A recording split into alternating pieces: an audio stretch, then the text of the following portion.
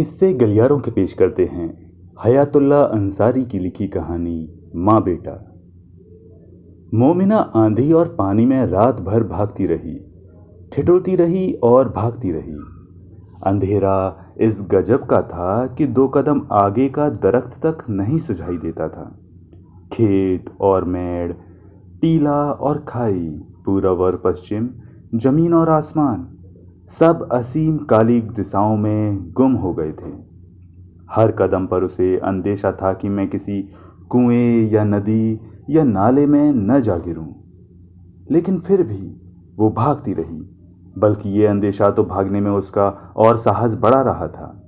मौत अचानक आकर मेरी इस दिशाहीन की जिंदगी का अंत कर दे, ये तो एक सुहावना सपना था।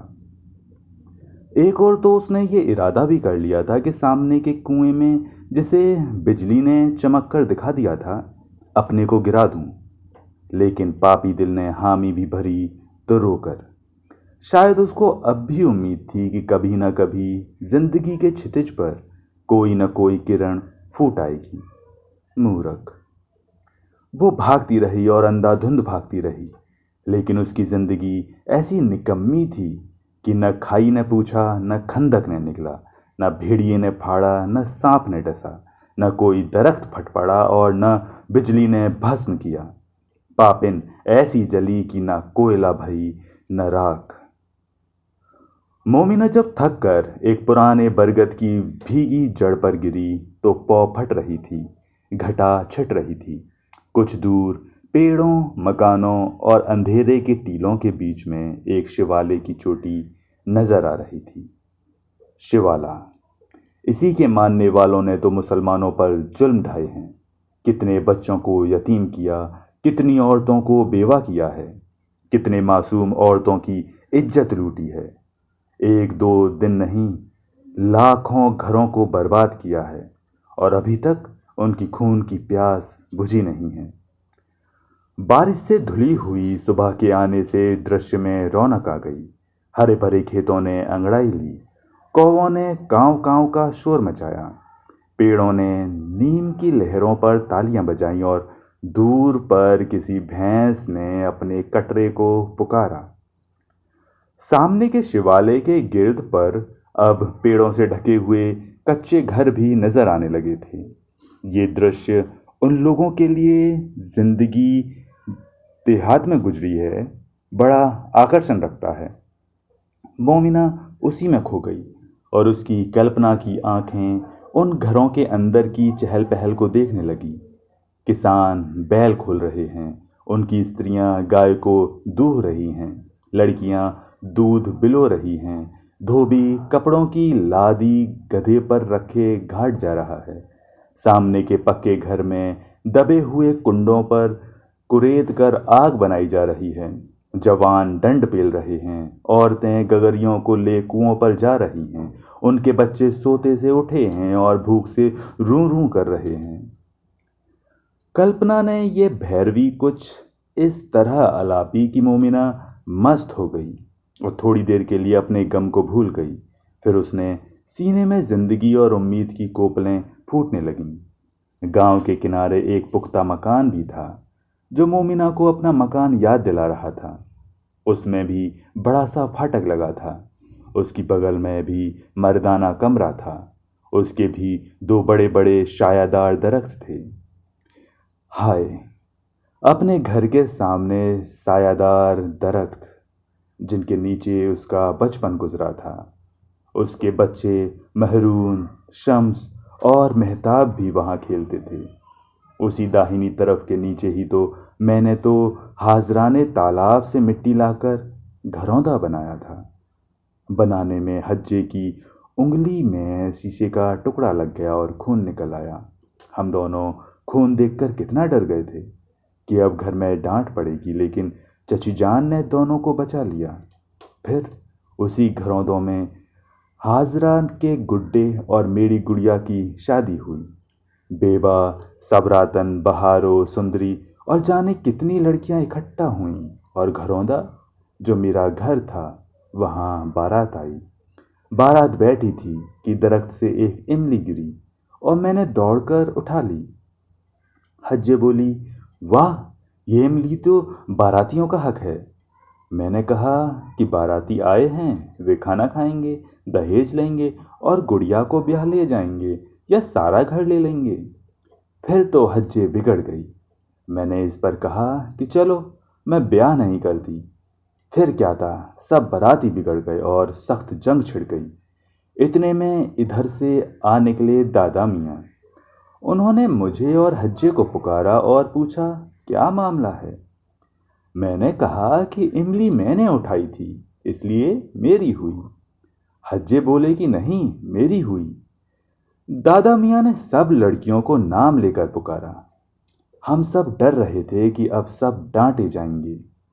लेकिन दादा मियाँ पूरा मुकदमा सुनकर हज्जे से कहने लगे, बताओ बेटा, तुम इमली लोगी या आम। इमली से आम की बातें। ये पलटा बहुत मजे का था। हम सबके चेहरे पर बहाली आ गई।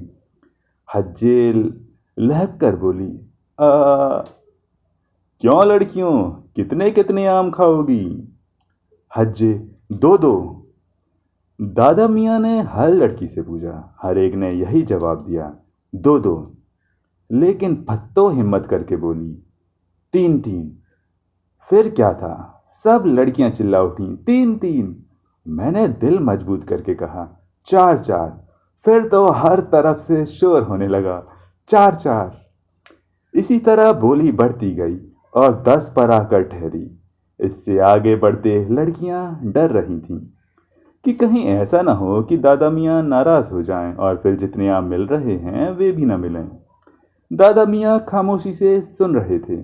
जब नीलामी बोली आगे नहीं बढ़ी तो कहने लगे, अच्छा, अगर तुमको 11-11 मिले। अब तो लड़कियों में जैसे खुशी की मिर्चें लग गईं। वे बेसब्री से चीखने लगीं, हाँ दादा मियाँ, 11-11। और अगर 12-12 मिले। लड़कियां ठट्टे मारने लगीं। 2-4 दादा मियाँ से चिपट भी गईं। सब शोर कर रही थीं, हाँ दादा मियाँ, 12-12। अब 2 लड़कियां नाचने लगीं और गुल शोर से उन्होंने सारा गांव सिर पर उठा लिया। इतना शोर हुआ कि और बच्चे भी आने लगे और भीड़ बढ़ने लगी। दादा मियाँ ने आवाज़ दी, मीको, आमों का टोकरा और बाल्टियों में पानी ले आओ। बाल्टियों में पानी आ गया, उसमें आम डाल दिए गए और सब लड़कियां और लड़के चूसने लगे। आम खिलाने के बाद दादा मियाँ ने दूध मंगवाया। उसे देखकर रामदई, सुंदरी और मोहन खिसकने लगे तो दादा मियाँ ने कहा, कहाँ चली, तुम्हारे लिए भी दूध आ रहा है। उन बच्चों के लिए अलग दूध आ गया, साथ साथ कुल्हड़ भी। दोपहर तक यही हंगामा रहा। मेरी शादी भी उन्हीं दरख्तों के नीचे हुई थी। बड़ा सा शामियाना लगा था। नीचे दरियाँ, चांदनियाँ और कालीन बिछे थे। रंडियाँ मुबारकबाद गा रही थीं। कितना शोर था। पुलाव की देग दे जाओ, बफाती कहाँ उड़ गया, अरे दूध का घड़ा किसने लुढ़का दिया, ए मीको, ए कल्लो, ए रमजानी, ए मंगलदास, ए बाबा जी। कान पड़ी आवाज़ सुनाई नहीं देती थी। इस पर रोशन चौकी का शोर, बर्तनों की खनाखन, देगों की ठन ठन, बच्चों का रोना, घोड़ों का हिनहिनाना, सब कैसा अजीब सा मालूम होता था। मैं दुल्हन बनी, पसीने में सराबोर, एक कोठरी में मुंह ढके लेटी थी। दादा मियाँ की यही ख्वाहिश थी कि उनकी पोती पोता में रिश्ता हो जाए, इसलिए उनकी मौत के बाद अब्बा और चाचा ने रिश्ता तय कर लिया। मंगनी होते ही मुझे तो उनके नाम से शर्म आने लगी और पर्दा करने लगी, लेकिन वे मुझे मौका निकाल निकाल कर ताकने लगे। उनकी ये शरारत की, इस दरख्त में झूला डाला और खड़े होकर इतने बड़े बड़े पैंग लेने लगे कि मैं कोठे पर थी, तिस पर भी उनसे नज़रें मिल गईं। पर मैं हट गई। फिर तो ताने मारने लगे, काकुल की तरह आज तो बल खाए हो, मालूम हुआ गैर के भड़काए हुए हो। मैं अपने दिल में कहने लगी कि ये गैर या तो अम्मा को कह रहे हैं या अब्बा को, लेकिन उनमें से किसी पर यह इल्ज़ाम लगाना कि उन्होंने मुझे भड़काया है, कैसी बुरी बात है। मोमिना अपना ये भोलापन याद करके मुस्कुराती। आज उसे झूलों का किस्सा कितने बरसों बाद याद आया। वरना इसे कब की भूल चुकी थी। मोमिना की जब आंख खुली तो सूरज चौथाई आसमान तय कर चुका था और वो धूप में पड़ी जल रही थी। खेत, बाग, मंदिर और मकान सब धूप से मालामाल थे। मोमिना ने अंगड़ाई लेकर रंगीन और सुनहरे ज़मीन को आसमान की तरफ देखा और उठी। उठते ही उसे ख्याल आया कि कहीं किसी ने मुझे देख न लिया हो और कहीं ये गांव दुश्मनों का ना हो।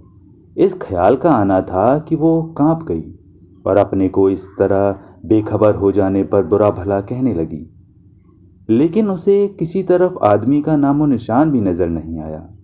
खेत खाली, बाग खाली, कच्चा रास्ता खाली, गांव के अंदर भी न कोई आदमी चलता फिरता नजर आ रहा था और न किसी की आवाज सुनाई दे रही थी। उसे ये देखकर इत्मीनान भी हुआ और हैरत भी कि गांव खाली क्यों है। कहीं ऐसी बात तो नहीं कि यहाँ के सब बसने वाले मुसलमान हों और वे डरकर पाकिस्तान भाग गए हों। मुमकिन तो है ऐसा, पर अभी ज़रा और देख लेना चाहिए कि वहाँ कोई हिंदू या सिख तो नहीं है। मोमिना को बहुत भूख लगी थी। एक बरसाती गड्ढे से पानी पीकर उसने पेट फुला लिया। उस समय उसे ये खुशखबरी मिली कि उसकी कमीज और दुपट्टा सूख चुके हैं, केवल सलवार कमर के पास भीगी रह गई है।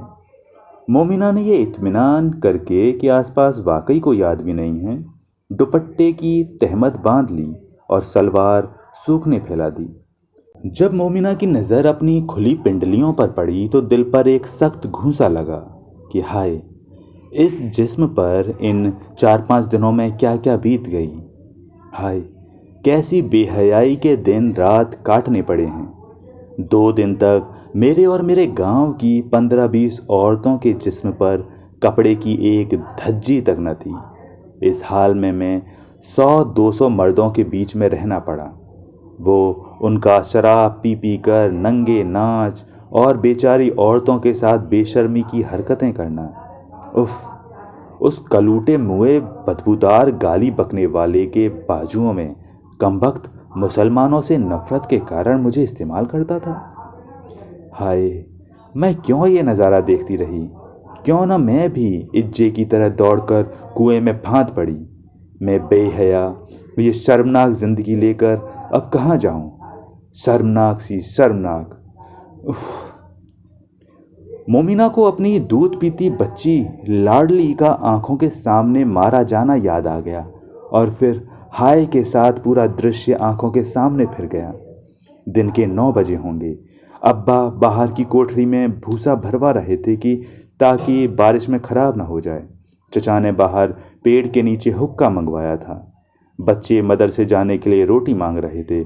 मेहरून जल्दी जल्दी उनके खाने का बंदोबस्त कर रही थी कि अब्बा, चचा और वो भागते हुए घर में आए। चेहरे पर हवाइयाँ उड़ रही थीं। आते ही चिल्लाए, पर्दों में जाओ। मैं, चची रुकैया और लड़कियां अभी कमरे में घुसने भी न पाए थे कि अब्बा ने पुकारा, अंदर आ जाओ। आवाज के साथ ही खैराती, मौला, गनी, जुमेराती सब लाठियां लिए अंदर आ गए। फाटक बंद कर लिया गया। अब्बा ने हुक्म दिया कि खैराती, तुम ऊपर छत पर चढ़ जाओ। चचा ने कहा, तुम गनी और मौला को लेकर पिछवाड़े के दरवाजे पर जाओ। खुद अब्बा उनको साथ लेकर फाटक की तरफ गए। उन लोगों के आने से पहले मैं लाडली को दूध पिला रही थी। उस समय कुछ शोर कान में आया। मैं सोचने लगी कि एक तो आज बाजार का दिन नहीं है और दूसरे ये दिल्ली वाली सड़क की तरफ से आ रहा है। ये शोर कैसा है। अब जो ये हंगामा हुआ तो मैं समझी कि कोई भयानक बात है। अभी अब्बा और चचा वगैरह अपनी जगहों पर भी नहीं पहुंचे होंगे कि शोर हमारे घर के करीब आ गया और नारे सुनाई देने लगे, बजरंग बली की जय, मुसलमानों का नाश हो, खून का बदला खून है, मुसलमानों को भारत से निकाल दो, महात्मा गांधी की जय। बंदूकें चली, मरने वालों की चीखें सुनाई दी और जरा ही देर में हमारे फाटक पर धड़ धड़ होने लगा। फिर इतना शोर हुआ कि कुछ समय में नहीं आता था कि क्या हो रहा है। कई बंदूकें एक साथ छूटी, अब्बा की चीख सुनाई दी और साथ ही बजरंग बली की जय। और फिर हमारा आंगन हमलावरों से पट गया। उन लोगों में खद्दर की टोपियां भी, फौजी वर्दियां भी थीं। साधु और सन्यासी भी थे और हमारे गांव के बहुत से जान पहचान वाले लोग भी थे।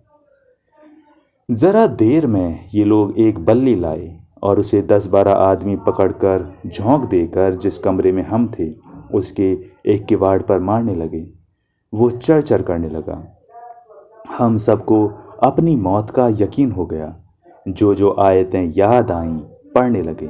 बच्चों को समझाया कि रोयो नहीं, खुदा को याद करो। इतने में चचा और मौला किसी तरफ से दौड़ते हुए कमरे की ओर आए और लाठियां तानकर दरवाजे के सामने खड़े हो गए। वे अभी कदम जमा भी नहीं पाए थे कि 6-7 बंदूकें एक साथ छूटी। वे दोनों जिस जगह थे वहीं ढेर हो गए। मेरी आंखों में दुनिया अंधेर हो गई और मुंह से चीख निकल गई। चची ने कान में कहा, बीबी खुदा को याद करो। उन दोनों के मरते ही दरवाज़ा टूट गया। हमलावर अंदर आ गए और हम सबको पकड़ पकड़ कर बात की बात में घर के बाहर पहुंचा दिया। एक जवान पिस्तौल हाथ में लिए खड़ा हुक्म दे रहा था। उसने मेरी और मेहरून की सूरतें देखकर कहा, ये लड़की तो काम की है और ये औरत भी कुछ बुरी नहीं, लेकिन उसकी गोद में क्या झंझट है, फेंको इसे। मैं लाडली को चिमटा कर बैठ गई, लेकिन 30-40 जवानों ने मुझे पछाड़ कर लाडली को छीन लिया और एक टांग पकड़कर जमीन पर दे मारा। उसका भेजा बह निकला। हाय, बुझती हुई वो नजरें, माँ मर जाती उसके बदले। जालिमों ने इस पर एक कहकहा लगाया। लाडली का दम निकला ही था कि कुछ हमलावर उसको शम्स और मेहताब के साथ खींचते हुए लाए और सरदार ने कहा, ये अपने बच्चों को लेकर भाग रहा था। वो जख्मी थे, हो सकता है कि बच्चों को बचाने के लिए उन्होंने कुछ मुकाबला किया हो। सरदार ने हुक्म दिया कि इसको इसी तरह कुएं में डाल दो।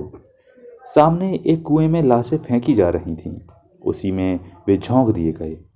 हाय, वो अंदर से रह रह कर पुकारते थे, जालिमों, खुदा के लिए मुझे एक गोली मार दो। उनकी ओर से मैं भी एक एक खुशामद करती रही, पर किसी ने गोली न मारी। शम्स और मेहताब को ठाएं ठाएं गोलियां मार दी गईं और वे हाय अम्मा कहकर खत्म हो गए। फिर मुर्दा बेटों को जिंदा बाप के ऊपर फेंक दिया गया। मुझे और मेहरून को नंगा करके नंगी औरतों की भीड़ में शामिल कर दिया गया। उसी भीड़ में हज्जे भी थी और मेहरून की तरह सिर झुकाए फूट फूट कर रो रही थी। उसी रात जालिमों ने खूब शराबें पीं और हम लोगों को बेदर्दी से इस्तेमाल किया।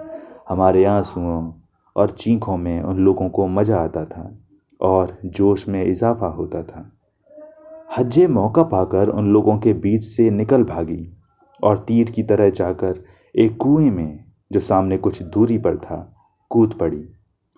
कैसी बहादुर और खुशनसीब थी वो। उन लोगों को एक माल निकल जाने का दुख तो बहुत हुआ, लेकिन किसी से इतना नहीं हुआ कि निकालने की कोशिश करता। सुबह औरतों का बंटवारा हुआ। मेहरून नामुराद को खुदा जाने कौन ले गया। मैं कलूटे खबीज के हिस्से में आई, वो लेकर अपने घर आया। हाय, वहाँ की शर्मनाक जिंदगी। बातों में मुझे पता चल गया कि वहाँ से पाकिस्तान की सरहद करीब है। पिछली रात अंधेरे में किसी तरह वहाँ से निकल भागी और अपने हिसाब से पाकिस्तान की ओर चल पड़ी। अब पता नहीं कि कहाँ हूँ। हाय, मुझ बेहया में इतनी हिम्मत क्यों नहीं है कि हज्जे की तरह अपनी नापाक ज़िंदगी को ख़त्म कर लूँ। इन ख्यालों के साथ मोमिना के दिल में एक हुक उठी जो दिल और दिमाग को इस तरह तपाने लगी जैसे दहकती भट्टी में लोहा। आह, चारों ओर नाले, ताल, तलैया। हद ये है कि ज़रा ज़रा से गड्ढे तक पानी से ठिले हुए थे, लेकिन मोमिना की आंखें थीं कि 2 बूंद पानी के लिए इस तरह तड़प रही थीं जैसे तपते रेगिस्तान में रेत के जर्रे। कई दिन की बारिश के बाद जो धूप निकली तो चींटियां अंडे सुखाने और अपना खाना जमा करने के लिए बाहर निकल पड़ीं। उनकी एक फौज ने एक जीती जागती भीड़ को पकड़ लिया। दर्जनों की तादाद में उसके पैरों, बाजुओं, पेट और सिर में चिमट गईं और फिर वे उसे घसीट कर ले चलीं। भीड़ फड़फड़ाती थी, लेकिन उसके बाजू और पांव उस निर्दयी फौज के सामने बेकार थे। अगर वो तड़प कर अपने जिस्म का कोई हिस्सा छुड़ा लेती थी तो फिर उस जगह एक के बजाय 4 चींटियां चिमट जातीं। चींटियां भीड़ को जबरदस्ती किए जा रही थीं, खींचे लिए जा रही थीं। मोमिना जब अपनी कहानी को मन ही मन दोहरा रही थी, उसकी नज़र भीड़ और चींटियों पर जमा हुई थी। अपनी दास्तां के खात्मे पर पहुंचते ही उसे ख्याल आया कि चींटी काट ले तो कितनी तकलीफ होती है, फिर उस बेचारी भीड़ का क्या हाल हुआ होगा। बेरहम चींटियों, किसी बेदर्दी से एक जिंदा जिस्म को खा रही हो। क्या अनाज के दाने तुमको मयसर नहीं होते? इस बेचारी ने तुम्हारा क्या बिगाड़ा था कि एक जान पर हजारों टूट पड़ी हो सकता है कि इस भीड़ के बच्चे हों, इसके ना होने से भूखे प्यासे मर जाएं। मोमिना ने एक तिनका उठाकर उससे चींटियों को भगा दिया, लेकिन भीड़ इतनी घायल हो चुकी थी कि वो आज़ाद तो हो गई, पर उड़ ना सकी। अफसोस, अपाहिज कर दिया था इस बेचारी को। अब जिएगी भी तो सिसक सिसक कर। इससे तो अच्छा होता अगर चींटियां उसे एक ही बार में निकल जाती। मोमिना ने एक पत्ते से भीड़ को उठाकर पेड़ पर बैठा दिया कि वहां ये सुरक्षित रहे। जब अच्छी हो जाए अपने छत्ते में चली जाए, नहीं तो आराम से मर जाए। सलवार सूख चुकी थी। दुखी भीड़ को बचाने की खुशी के अलावा मोमिना को एक खुशी और भी हुई। वो ये कि रात बारिश में भीगने की वजह से उसके गंदे कपड़े, गंदा जिस्म और गंदा सिर सब साफ हो गए थे। बस कंघी की कसर रह गई थी। मोमिना का ध्यान गांव की ओर लगा हुआ था। इतनी देर हो चुकी थी, आबादी की कोई निशानी नजर नहीं आती थी। न कोई आदमी नजर आता था, न बच्चे खेले निकले थे और न खेतों से किसी ने किसी को पुकारा था। गांव वाकई उजाड़ और खाली था। मोमिना पगडंडी पगडंडी जा रही थी, लेकिन बहुत चौकन्ना हो ऊपर कान लगाए, पत्ते पत्ते की हरकत को भांपती हुई। पगडंडी ने जरा सा चक्कर देकर दूसरी ओर से गांव में पहुंचा दिया। गांव वास्तव में बिल्कुल खाली था। हर तरफ आग की कारस्तानियां और तबाही नजर आ रही थी। ये भी नजर आ रहा था कि बारिश ने आकर कोयले को राख होने से बचा लिया है। छतें ढेर थीं, किवाड़ कोयला बनकर मकान के सामने आ रहे थे। घरों के अंदर न कोई खटिया थी, न बर्तन और न किसी प्रकार का सामान। या तो कोयल था या फिर मिट्टी की ठीकरें, जो हर घर के अंदर और बाहर प्रायः नजर आते थे। मोमिना आगे बढ़ी तो हलवाई की दुकान नजर आई। उसका खोंचा सजाने वाला चबूतरा शेष रह गया था। यहाँ मोमिना की नज़र एक ऐसी चीज पर पड़ी कि वो ठिठक कर रह गई। ध्यान से देखने लगी। वो वाक्य था, चबूतरे की दीवार पर कोयले से अल्लाह अकबर लिखा हुआ था, जो बारिश से आड़ में होने की वजह से धुंधला बाकी रह गया था। भड़ भूजे का भाड़ मिला। यहाँ भी दीवार पर अल्लाह अकबर लिखा नजर आया। कहीं ऐसा तो नहीं हुआ कि ये गांव मुसलमानों का था और आग ने उनको भगा दिया? लेकिन ऐसा क्यों कर हो सकता है? देखो उन खेतों को जो लहलहा रहे हैं। भला उनको छोड़कर वो लोग कहीं दूर जा सकते हैं? किंतु यदि आसपास होते तो खेतों में तो नजर आते। फिर क्या हुआ? मोमिना को अल्लाह अकबर देखकर गांव से एक लगाव सा महसूस होने लगा, जैसे वतन से बहुत दूर वीराने में उसे अपना एक मिल गया। यहाँ गांव वीरान होने पर भी आबाद महसूस हो रहा था और जी तड़प तड़प कर कह रहा था कि मोमिना उसके दरो दीवार से लिपट लिपट कर अपनी वो राम कथा सुना दे, जिसको सुनने वाला वहाँ कोई मौजूद नहीं है और ये पहाड़ सा बोझ उससे बंटा ले। गांव। मोमिना को सहसा अपना गांव याद आ गया, जिस दिन मैं हसरत के साथ इससे विदा हो रही थी। कितनी वीरानी थी उसकी आबादी में। हर चेहरा अजनबी, हर आंख नफरत से भरी, हर मकान अपने मकानों की याद में गमगीन। रहीम दर्जी की दुकान पर न वो था, न उसका लड़का, न मशीन, न कपड़े। एक अजनबी बैठा हुआ मोटे डंडे से भांग घोट रहा था। डंडे में बंधे घुंघरू छन छन बोल रहे थे और वो उसकी गति पर झूम झूम कर ताने उड़ा रहा था। मुरादी के दरवाजे पर जो मैदान था, जहाँ कल तक वो और उसके बेटे दौड़ दौड़ के लच्छे सुलझाते थे और ताना तानते थे और फिर थान बेलते थे, जिसमें ऐसे फूल डालते थे कि बस बैठे देखा करो। वहाँ अब मैली गंदी औरतें सिर झाड़ मुंह झाड़ बैठी जुएं देख रही थीं, सिर धो रही थी और सबके सामने नहा रही थीं और बच्चों को दूध पिला रही थीं। ड्योढ़ी में औरतों से जरा आड़ में एक जवान मुगदर की जोड़ी हिला रहा था। मुरादी के मिट्ठू मियाँ पेड़ से लटके हुए अपने खाने की कटोरी बजा रहे थे और बीबी जी की रट लगा रखी थी। एक लड़की कुछ देने आई तो मिट्ठू मियाँ ने ताल बजाई, नबी जी भेजो। ये सुनते ही लड़की ने हाथ रोक लिया और एक 70-80 बरस की बुढ़िया ने दूर से चिल्लाकर कहा, अरे छोकरी, तू किसका पेट पाल रही है? देखती नहीं है कि ये माटी मिला गैरजात है? मार डाल इसे। लड़की ने पिंजड़ा उठाकर पटक दिया, लेकिन मिट्ठू मरा नहीं है करने लगा। इसमें शिकायत थी कि आज तक किसी ने सिवाय मिट्ठू मियाँ कहने के मेरे साथ बुरा बर्ताव नहीं किया। तुम लोग ये क्या कर रहे हो? जहाँ पिंजड़ा लटका हुआ था वो जगह मुगदर हिलाने वाले जमान के सामने थी और वो ये सब कुछ देख रहा था। उसने बाहर आकर लड़की से कहा, वाह री छोकरी, मुट्ठी भर का मिट्ठू तुझसे नहीं मरा। पहलवान ने रूमाल हाथ पर लपेटकर पिंजड़े में हाथ डाला और मिट्ठू मियाँ की गर्दन मरोड़कर पिंजड़े के बाहर फेंक दिया। फिर खुद जाकर पहले की तरह मुगदर हिलाने लगा। पिंजड़े के पट खुले थे और वो भाएं भाएं कर रहा था। उससे जरा ही दूर पर तोता पड़ा था, जिसकी सुर्ख चोंच गर्दन टूट जानने के कारण हरे परों के बीच में आ गई थी। मिट्ठू मियाँ नबी जी भेजो की रट लगाने वाली जबान सदा के लिए चुप हो चुकी थी। शाही युग की शानदार मस्जिद, जिसे दूर दूर से लोग देखने आते थे, उसकी कटावदार मेहराब को बेलचों से तोड़कर वहां गेरू से मूरत बना दी गई थी और एक घंटा लटका दिया गया था। अब वो मंदिर था जहां एक पुजारी भी बैठा हुआ था। अपने घर की हालत उफ, याद करके कलेजा फटता है। मोमिना ख्यालों में डूबी हुई शिवालय तक आ गई। यहाँ एक चीज बिल्कुल उम्मीद के खिलाफ नजर आई।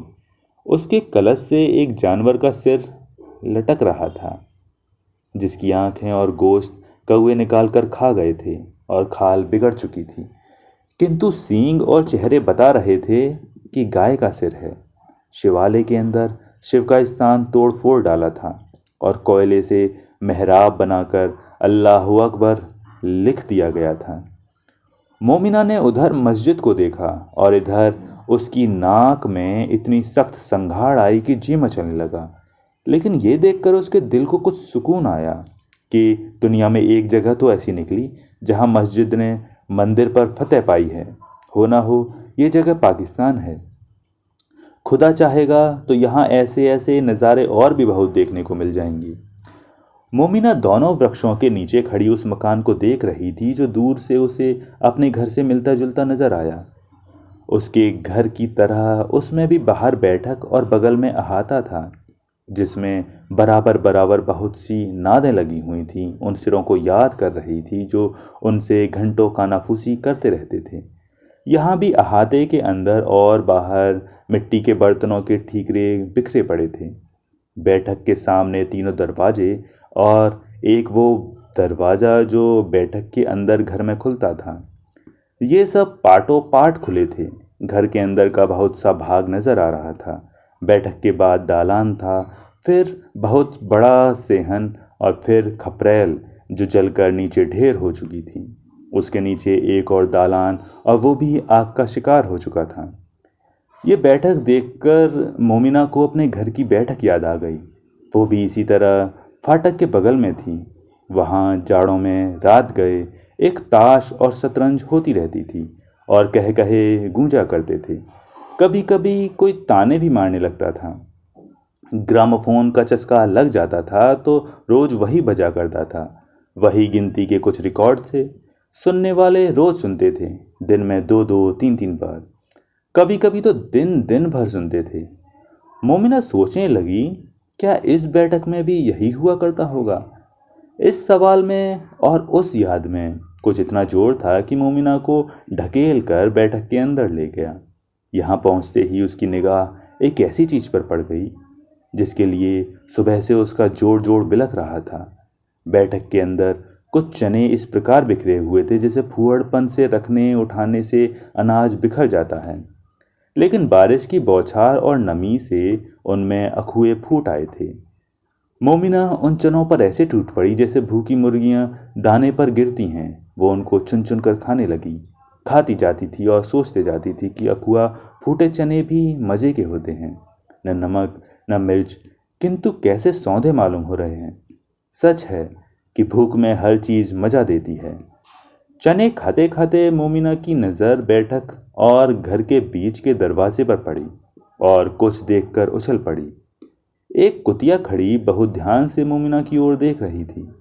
मोमिना पहले तो डरी कि कहीं यह मुझ पर हमला न कर दे, किंतु उसकी आंखों में खूंखारी न पाकर चुमकारा।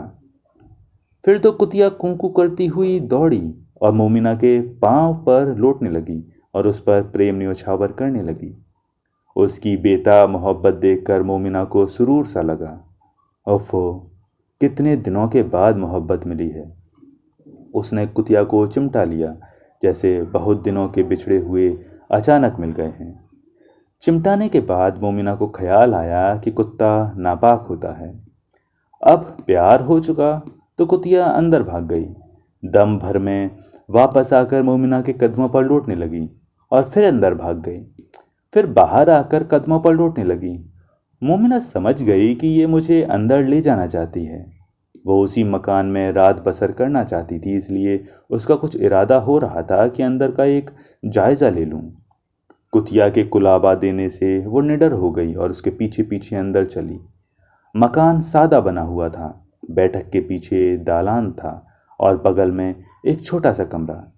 मकान का सामने का हिस्सा तो जल गया था, पर आग सेहन पार करके उस तरफ नहीं आई थी। ये हवा की मेहरबानी हो या बारिश की। कुतिया कमरे की तरफ मुड़ी। मोमिना ने जैसे ही उधर देखा, उसका दिल धक से रह गया और मुंह से चीख निकलते निकलते रह गई। लेकिन उसने फौरन ही अपने को संभाल लिया। डर की कोई बात न थी। उसके सामने सिर्फ एक छोटा सा दुबला पतला हकीर सा नंगा मादरजात लड़का था। लड़के का एक पहलू, एक बाजू, सीना और सिर पर शायद दोनों आंखें आग ने चाट ली थीं। जख्मों से पानी बह रहा था और उन पर मक्खियों के झुंड भिनक रहे थे, जिनको लड़का कराह कराह कर कमजोर हाथों से उड़ा रहा था। लड़का पतनाले के नीचे वाले गड्ढे को टटोल रहा था, शायद पानी की तलाश में था। जब वो नहीं मिला तो उसके मुंह से हाय मां निकल गया और फिर वो हाथों और कूले के बल घिसटता हुआ कमरे के अंदर गया और ज़मीन पर करवट से लेट गया। उस लड़के के अलावा घर में कोई इंसान न था और न किसी किस्म का साजो सामान, यहाँ तक कि पानी के पीने के लिए एक बर्तन भी न था। कुतिया जोश में लड़के के पांव चाटने लगी।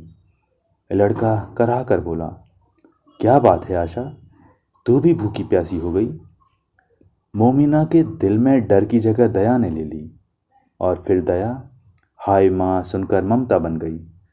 हाय, ये नन्हा सा अपाहिज बच्चा इस अंधेरी नगरी में बिल्कुल अकेला है बेचारा। आशा बेजवान के सिवा कोई पूछने वाला तक नहीं, कोई दो बूंद पानी देने वाला तक नहीं। बेचारा पतनाले के नीचे गड्ढे में पानी ढूंढ रहा था, एक बूंद भी न मिला।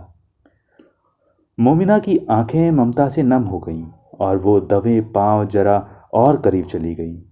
आशा खुशी से उछलने लगी।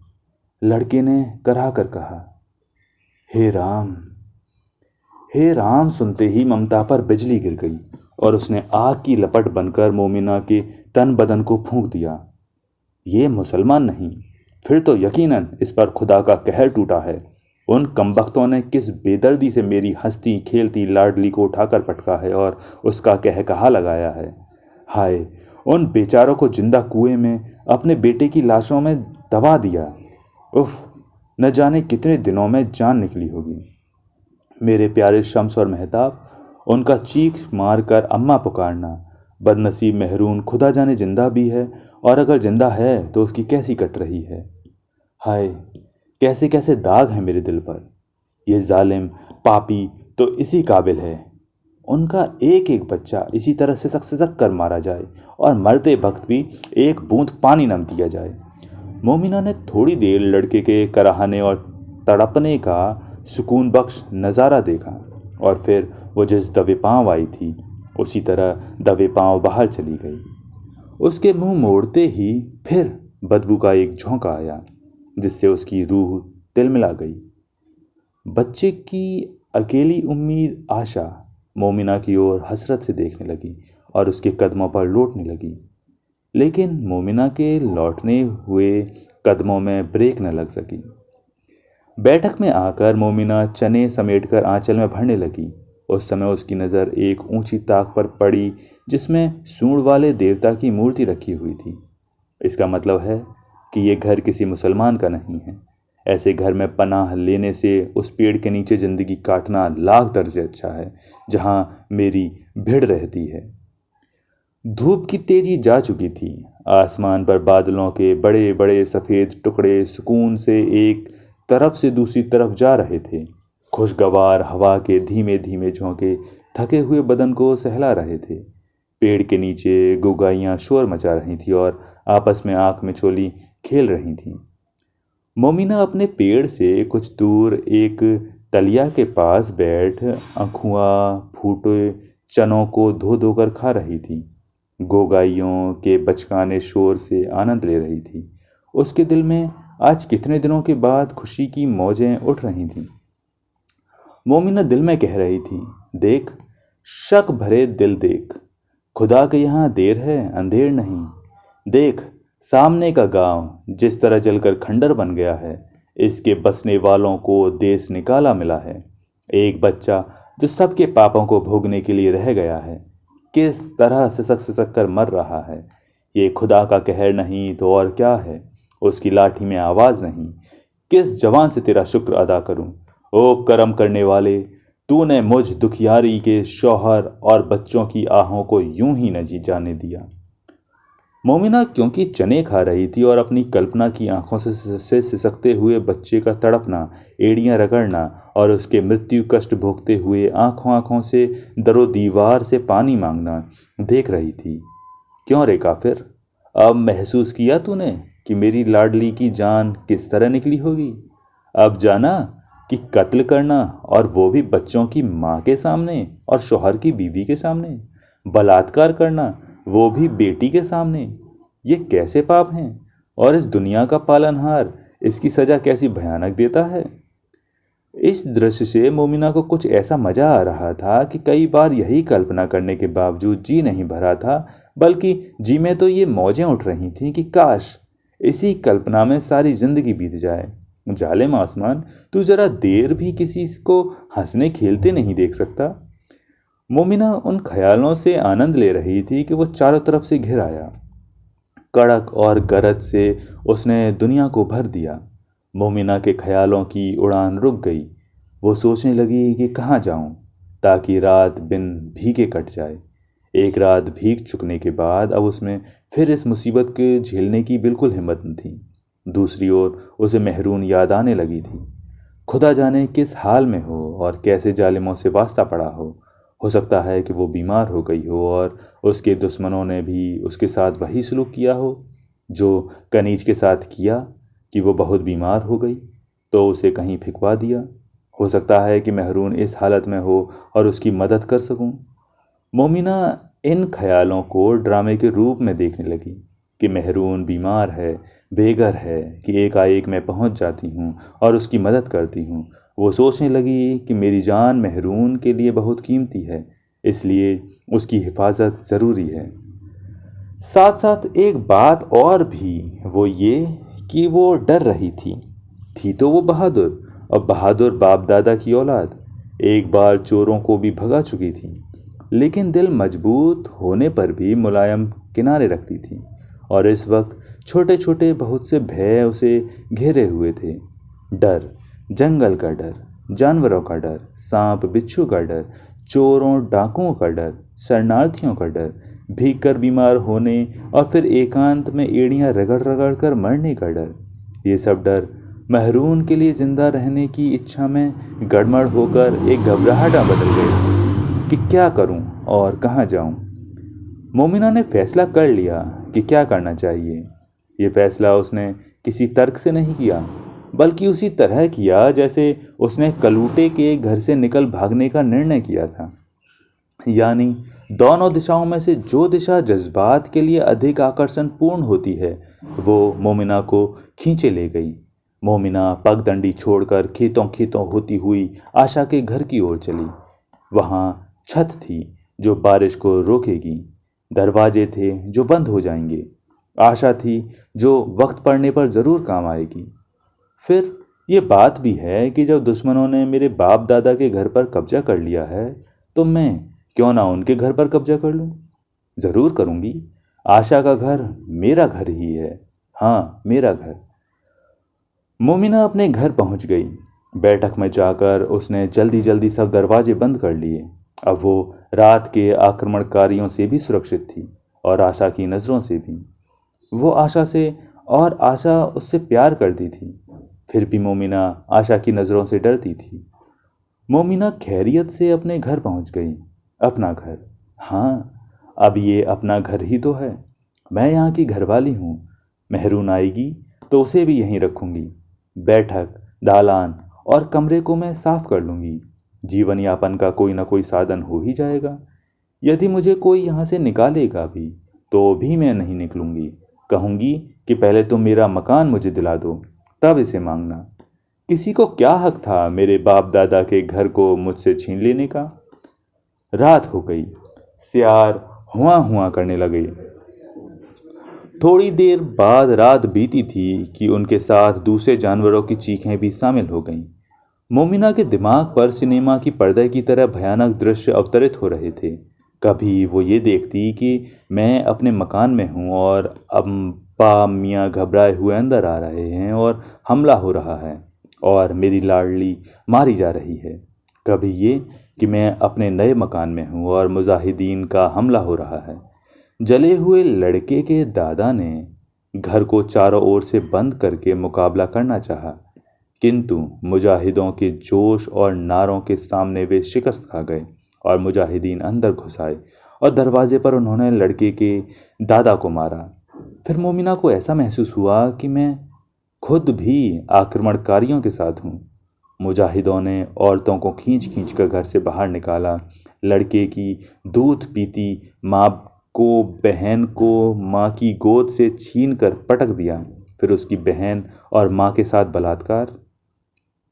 मोमिना स्वप्न में भी यही सब कुछ देखती रही।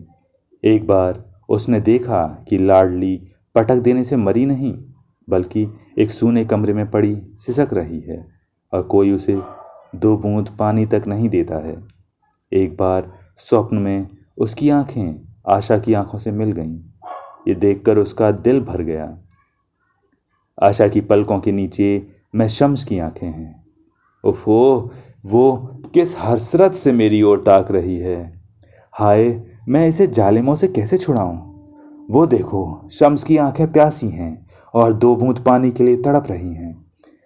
फिर मोमिना को ऐसा नजर आया कि मेहरून भागी चली आ रही है और उसके पीछे बहुत से लोग पकड़ने के लिए दौड़ रहे हैं। मेहरून चिल्ला रही है, बचाओ बचाओ, किंतु कोई मदद को नहीं आता।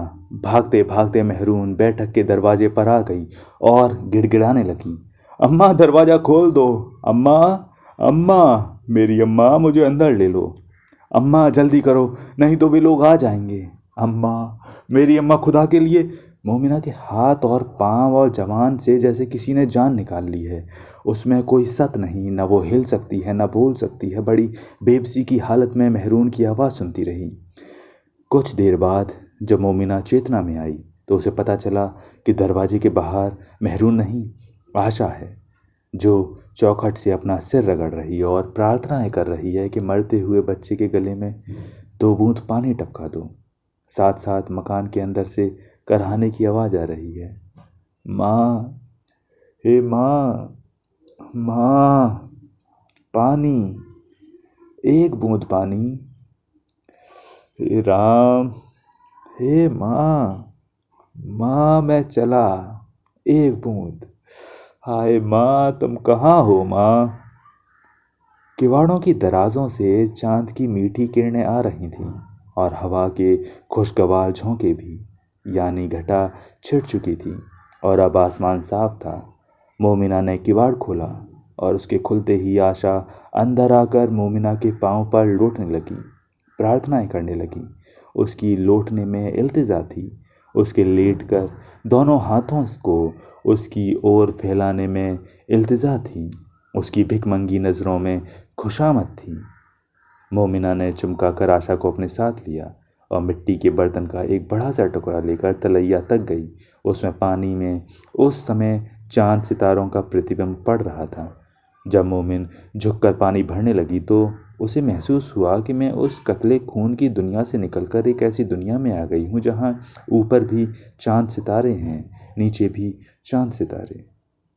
मोमिना पानी लेकर ऐसी सावधानी से वापस चली कि उसने जो कुछ टूटे बर्तन में चांद सितारों की छाँव में भर लिया है वो छलक न जाए। उसके आगे आशा थी। घर आते ही वो मोमिना से पहले लड़के के पास पहुंची, खुशी से भौंकने और उछलने लगी और लड़के के पांव चाटने लगी। क्या बात है आशा, क्यों इतनी खुश है? हाय माँ, मोमिना ने निकट जाकर पुकारा। बेटा, बच्चे ने नहीं सुना। मोमिना समझ गई कि आग ने जहाँ उसकी आंखें जला दी हैं वहाँ कान भी खराब कर दिए हैं। अब कि उसने जोर से पुकारा, बेटा। लड़का उछल पड़ा और अपनी खाली आंखों से इधर उधर देखने लगा। मोमिना ने ढाढ़स देने वाली आवाज़ में पुकारा, बेटा। कौन? उसकी आवाज़ में डर भी था और आश्चर्य भी। मोमिना ने पास आकर कहा, बेटा। बच्चा फिर उछल पड़ा, कांपती हुई आवाज़ से बोला, कौन? माँ? हाँ बेटा। माँ? हाँ हाँ बेटा, मैं हूँ। माँ तुम? हाँ हाँ बेटा, मैं हूँ माँ। मोमिना ने लड़के का सिर उठाकर अपनी गोद में रख लिया। बेटा। माँ, क्या तुम उन दुष्ट से बचकर आ गई? हाँ बेटा, मैं भाग आई। माँ, माँ, माँ। बच्चा मोमिना के गले में बाहें डाल डालकर फूट फूट कर रोने लगा। मोमिना की आंखों से जो पति और बच्चे की मौत के दिन से लेकर आज तक आंखों की एक बूंद को तरसती रही थी, झरना फूट निकला। वो आंचल से बच्चे के घाव बचाकर उसके आंसू पोंछती और फिर अपने। जब जरा दिल हल्का हो गया तो मोमिना बच्चे का ढांढस देने लगी। बेटा, अब न रो, अब तो मैं आ गई हूँ। लड़का हिचकियाँ लेते हुए कहने लगा, माँ, पानी लो बेटा। मोमिना लड़के को गोद में बिठाकर पानी पिलाने लगी और वो उस पर टूट पड़ा। उस समय मोमिना को आभास हुआ कि लड़के को तेज बुखार है। जब पानी पी चुका तो कहने लगा, माँ, हाँ बेटा, अंधा हो गया हूँ और शायद बहरा भी, किसी बात की खबर नहीं होती। माँ, मेरा अब क्या होगा? बच्चा फिर रोने लगा। मोमिना की आंखों में भी आंसू आ गए। वो समझा कर कहने लगी, बेटा घबराओ नहीं, अच्छे हो जाओगे।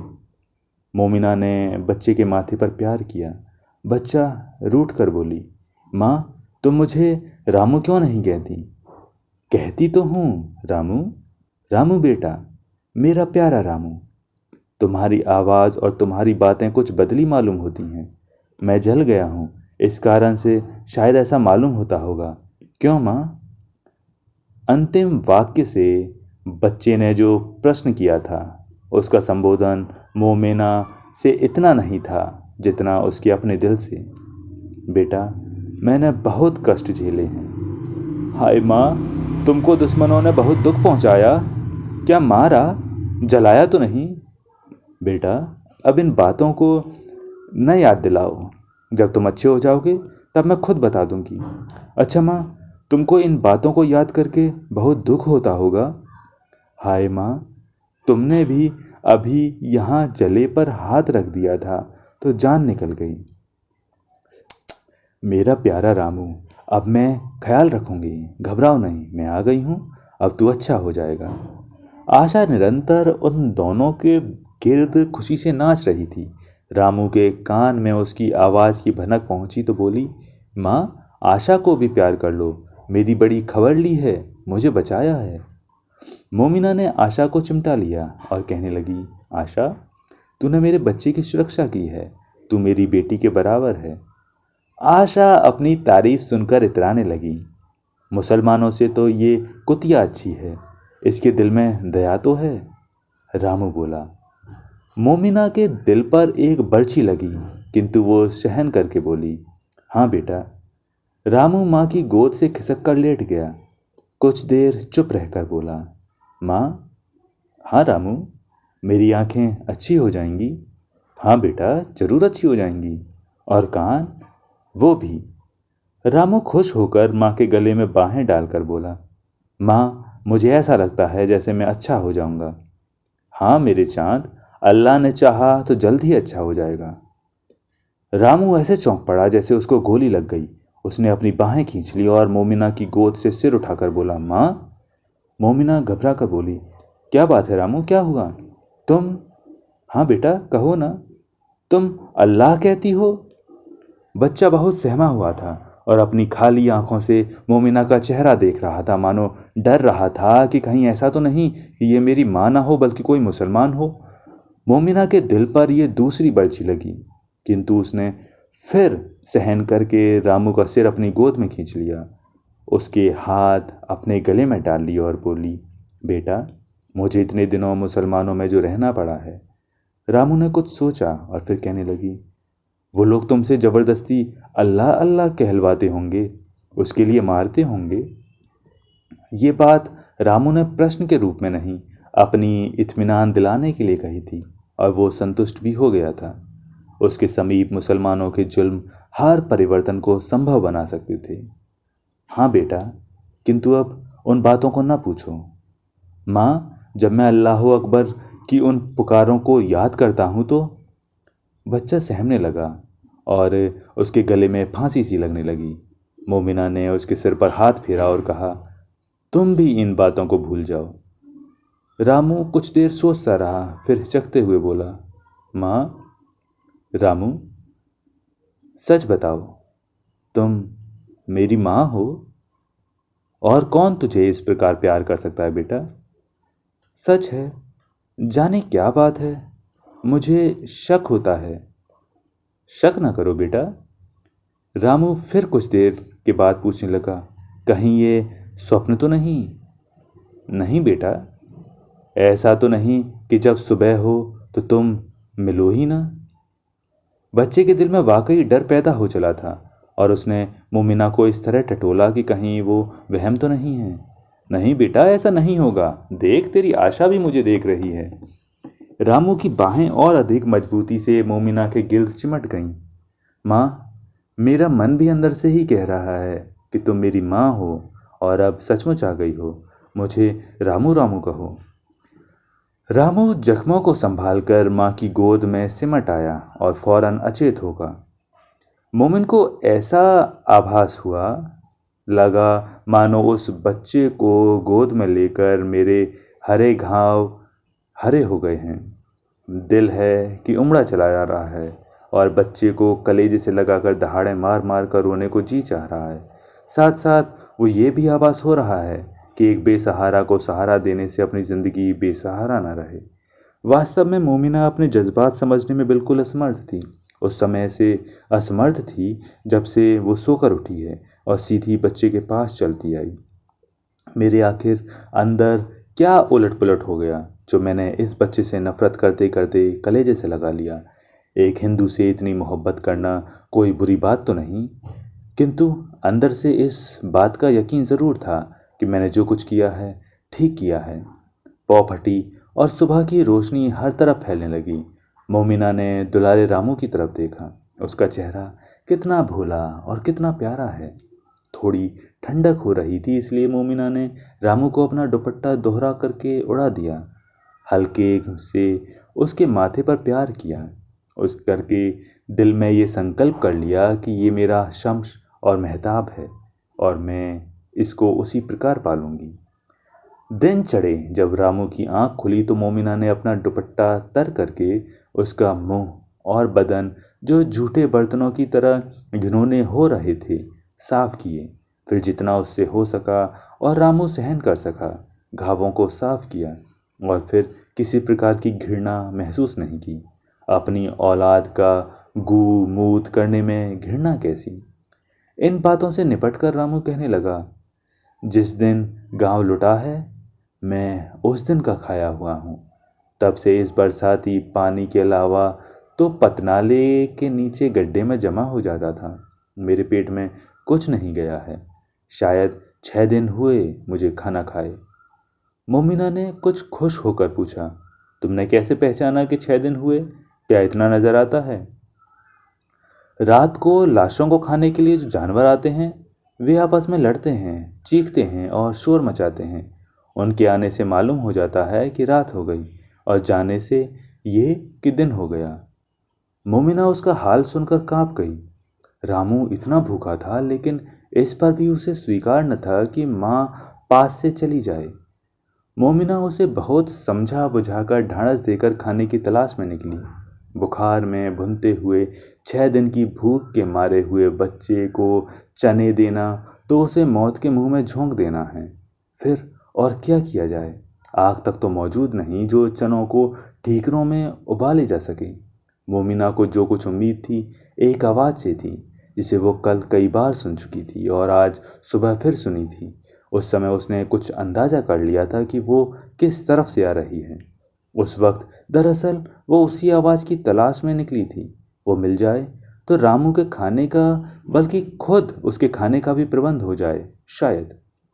मोमिना अपने मकान के पिछवाड़े की ओर चली।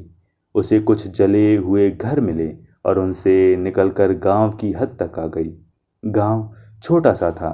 सरहद पर पहुंचकर उसने भयानक दृश्य देखा और नाक में इतनी तेज सड़ांध आई कि वो सर से पांव तक कांप गई।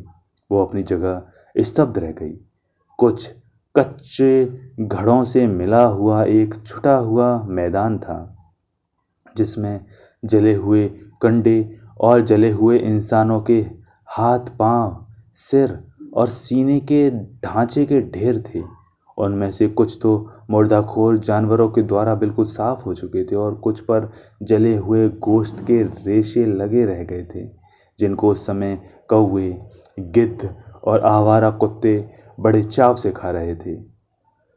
30-40 खोपड़ियां इधर उधर बिखरी हुईं अपनी आंखों के पलकों से मोमिना की ओर ताक रही थीं। उफ, उनमें जीने की कितनी हसरत थी।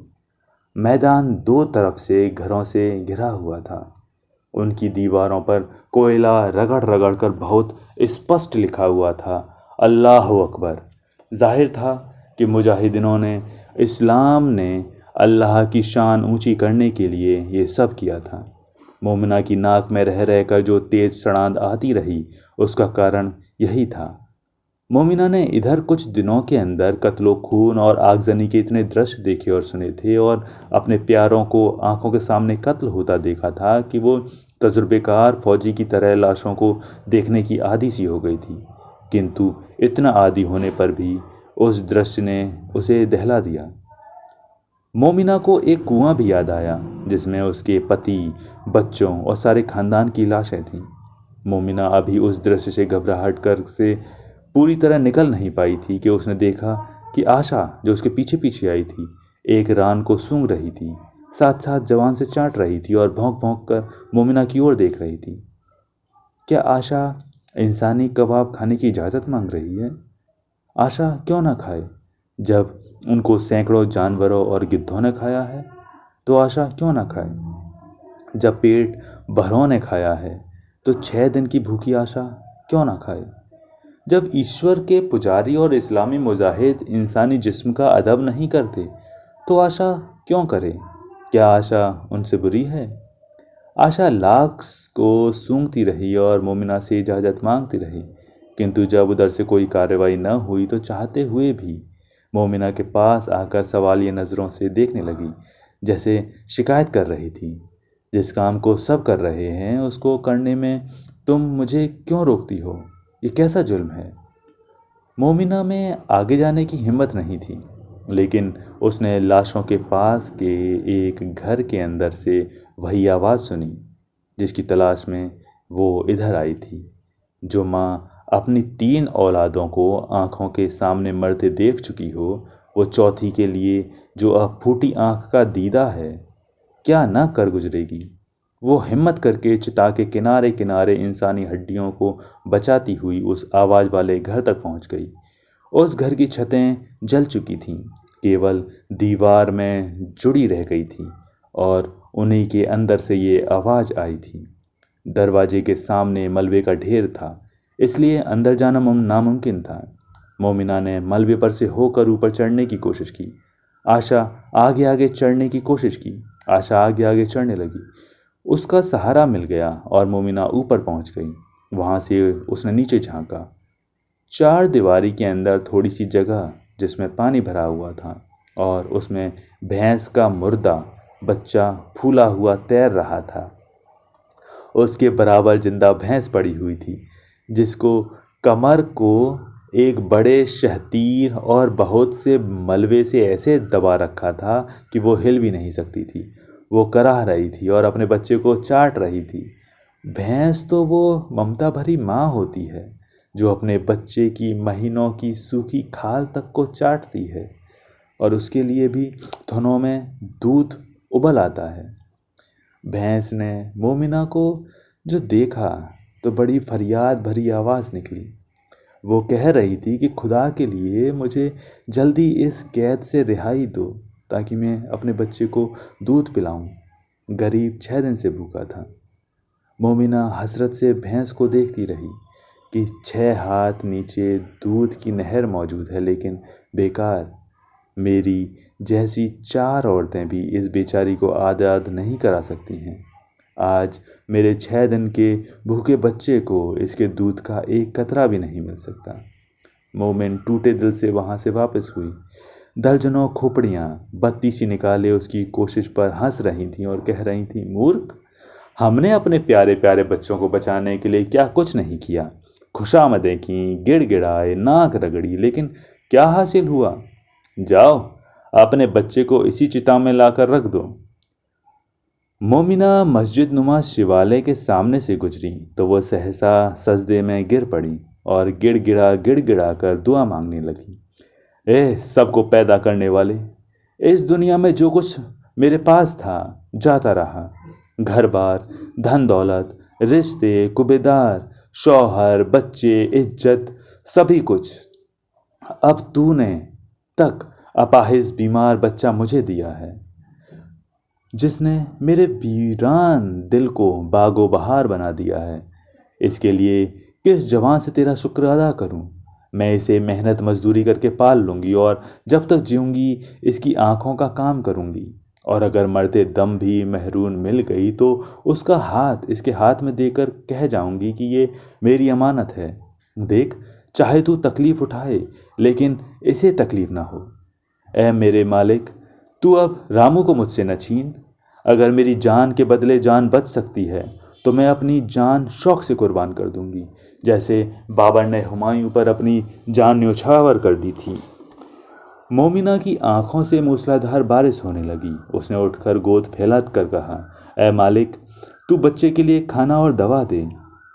मोमिना के जिस्म की एक एक रग, गोश्त का एक एक रेशा, जज्बात का एक एक सुर ममता बन गया। वो देर तक यूं ही दुआ मांगती रही। इससे दिल को ढाढ़स हुई और आत्मविश्वास लौट आया। मोमिना के आते ही रामू ने पूछा, माँ, कुछ मिला? मोमिना ने कुछ जवाब दिया, कुछ नहीं मिला। कहाँ से मिलता, सब कुछ तो मुसलमान ले गए।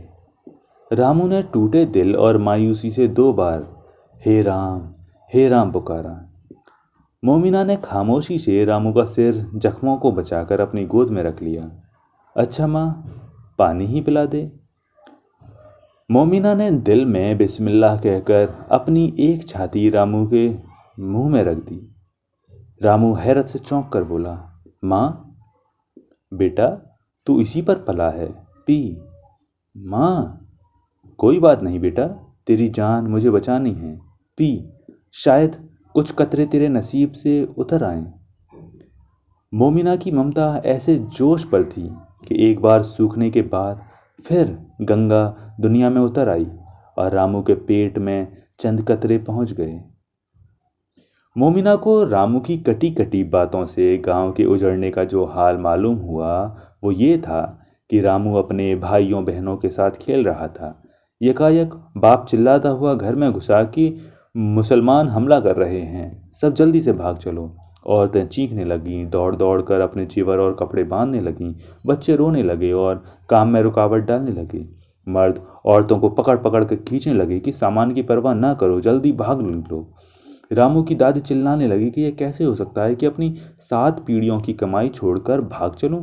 दरवाजे तोड़े गए और बहुत से मुसलमान अल्लाह अकबर का नारा लगाते हुए घर में घुस आए। बड़े दालान की छत पर कोई जीना नहीं जाता था, किंतु रामू दीवार से खपरेल पर और उससे छत पर चढ़ जाता है और वहां से पतंग उड़ाता था।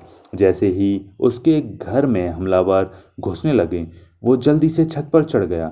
खपरेल का जो हिस्सा छत पर टिकने के लिए ऊपर उठा हुआ था उसकी आड़ में छिपकर लेट गया। छत और खपरेल के बीच चौड़ी सी दराज थी। उसने खपरेल के अंदर का और कुछ बाहर का हाल नजर आता था। उस जगह से रामू ने देखा कि किस तरह हमलावरों ने औरतों के जेवर और फिर पकड़कर ले गए। घर के मर्दों और बच्चों में से कुछ को मारे जाते हुए रामू ने अपनी आंखों से देखा और कुछ की चीखें सुनी। जब हमलावर घर को लूट कर चले गए तो रामू ने सिर उठाकर इधर उधर देखा। उसके पिछवाड़े कुछ घरों के पार जबरदस्त आग जल रही थी और उधर के हमलावरों के कह कहे और मरने वालों की चीखें सुनाई दे रही थी। एक छत पर नजर पड़ी तो देखा कि 4-6 आदमी एक आदमी के चारों हाथ पांव पकड़े उसको आग में झोंक दे रहे थे। वो बेबसी से चिल्ला रहा है। उन्होंने अल्लाह अकबर का नारा लगाकर उसे आग में झोंक दिया। जब वो शोलों की लपटों में आ रहा था तब रामू ने पहचाना कि वो मेरे पिताजी हैं। ये देखकर वो बेहोश हो गया। जब होश में आया तो उसने देखा कि चारों ओर से आग के शोलों में घिरा हुआ है। खपरेल धड़ धड़ जल रही है और छत 2 जगह से जलकर नीचे गिर चुकी है। रामू मुंडेर मुंडेर भागा, लेकिन एक जगह से छत गिरी तो उसके साथ वो भी नीचे आग में जा गिरा। लेकिन हिम्मत करके उठा और उठकर अपने कपड़ों को, जिन्होंने आग पकड़ ली थी, फेंक कर भागा। अब उसे याद नहीं किस तरह से वो आंगन में आकर बेहोश हो गया। जब होश आया तो उसे पता चला कि मेरी दोनों आंखें जा चुकी हैं और सारा बदन फुका जा रहा है। वो चीखने लगा। कुछ आदमी उसके इर्द गिर्द खड़े बातें कर रहे थे। सिसक सिसक कर मरने दो साले को, एक गोली क्यों बेकार करते हो? बहुत ठीक, घर के दरवाजे खुले छोड़ दिए जाएं ताकि जंगली जानवरों को आने में दिक्कत ना हो। 2-3 कहकहों की आवाज़ सुनाई दी और कोई ज़रा तेज़ लहजे में बोला, लेकिन हमको मालूम कैसे होगा कि ये मर गया है? मैं बता दूंगा, भला ये जी सकता है? किसी ने रामू को एक लात मार दी और कहा, बेटा आराम से मौत का इंतज़ार करो। फिर सब चले गए। उनके जाते ही बारिश होने लगी और रामू आशा के सहारे कमरे में आ गया। रामू को ये घटनाएं बहुत कटे कटे हिस्सों में याद थीं और कुछ बातें एक दूसरे में गड़बड़ हो गई थीं। जैसे माँ की बेइज्जती के साथ वो अपने छोटे भतीजे का जिक्र जोड़ देता, जिसके सिर को एक हमलावर ने ठोकर से चूर चूर कर दिया था। जब भतीजी का जिक्र आता तो करते करते मोमिना से कहने लगा कि माँ, तुमको बहुत दुख उठाना पड़ा, और फिर रो देता। रामू जब अपने घर की चहल पहल की या उसकी तबाही की बातें करता तो मोमिना को ऐसा महसूस होने लगता जैसे मैं ये सब कुछ देख चुकी हूँ। मेरे सामने रामू की माँ मुंह अंधेरे उठकर घर साफ करती और सामने के दालान में चौका लेपती, और जब सब बच्चे सोकर उठते तो उनको लस्सी बनाकर देती। फिर दोपहर को सबकी उसी दालान में बैठकर उनके आगे थालियां रखकर उनमें दाल और तरकारियां परोसती। फिर गरम गरम रोटियां देती जाती और लोग खाते जाते। बच्चे अचार के लिए जिद करते, बराबर की कोठरी में जाती और हांडी उठा लाती और उसमें से अचार की फांकें निकाल निकाल कर एक एक सबको देती। छोटा चंदर कहता कि मेरी फांक छोटी है, और जब तक वो रामू से ज़्यादा ना ले लेता न मानता।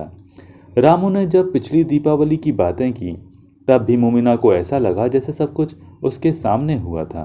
रामू की माँ ने दिए जलाकर सबको दिए थे, और जब चंदर अपनी मिठाई के सब खिलौने चट कर गया तो फिर रामू का शेर छीनने लगा और उसके लिए जिद करने लगा। तो माँ ने रामू को समझा बुझाकर उसका शेर चंदर को दिला दिया था। रामू ने शेर तो दे दिया, लेकिन हसरत से उसकी तरफ ताकता रहा।